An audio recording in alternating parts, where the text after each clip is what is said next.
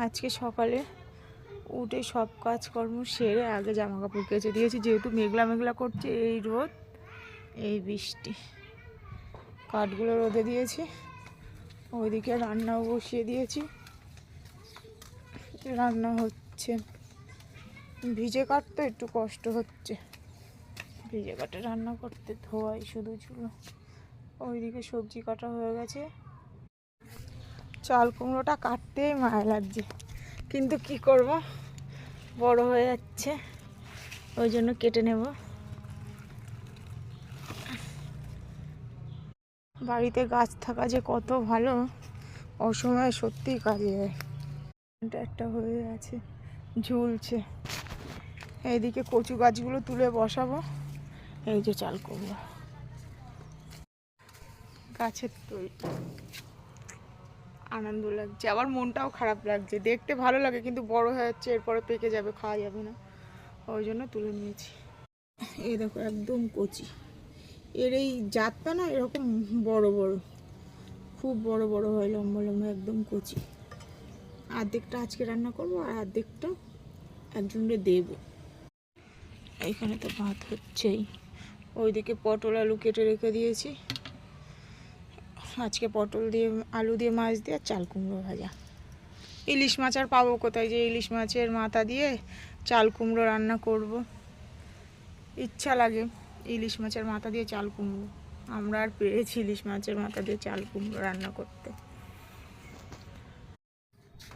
লেবু হয়েছে, আর এই লেবু গাছটা কেমন পোকা পোকা লাগছে, আগাটা কেটে দিয়েছি তাও হচ্ছে না। আর এইখানে কচু গাছের ঝাড়, এইখান থেকে তুলে কচু গাছ বসাবো। আর পুঁই শাক গাছটার কেন, কি হয়েছে শোনা? ইস নেনো কেন, এই পড়ে যাবে। ওই দেখো লেবু পারবো, লেবু, লেবুগুলো হেবি সুন্দর খেতে, মিষ্টি পুরো একদম। এখন এই লেবু পারবো, গাছ ভরা লেবু। আমার দিদিরা খুব ভালোবাসে, কিন্তু ওরা আসতে পারে না, খেতেও পারে না। শোনা লেবু কে কে খাবে? ন্যাংনো ন্যানো প্যান্ট পরো, তাড়াতাড়ি প্যান্ট পরো শোনা। অনেকটা লেবু, ডাল ঝুঁকে এসেছে লেবুর জ্বালায়। হ্যাঁ, কার এই লেবু গাছ? লেবু গাছটা কার শোনা? আমার ছুনার। নাও পারো।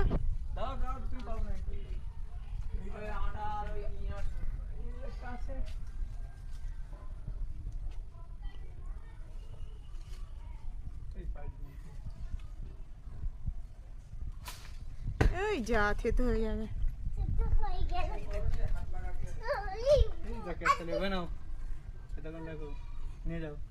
কার শোনা লেবু, কার ঘরে নিয়ে যাচ্ছে কেন শোনা? পড়ে যাবি, আস্তে আস্তে পড়ে যাবা।